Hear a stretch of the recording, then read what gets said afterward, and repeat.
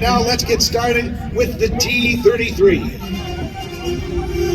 Ace Maker 2, ladies and gentlemen, entering from the right as we begin.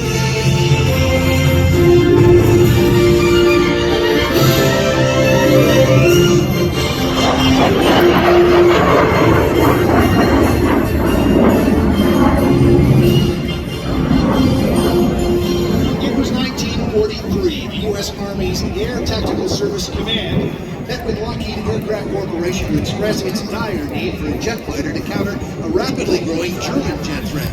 1 month later, a young engineer by the name of Clarence Kelly L. Johnson and his team of young engineers hand-delivered the XB-80 Shooting Star jet fighter proposal. Quickly, the go-ahead was given for Lockheed to start development of the United States' first jet fighter ever. It was June of 1943.